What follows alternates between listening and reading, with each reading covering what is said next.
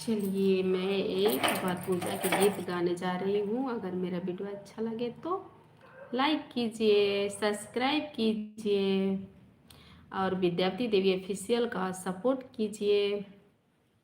शंकर गलिया के शंकर दुवरिया हो, अटकल माउरिया के झोझई लाला, अटकल माउरिया के झोझई लाला।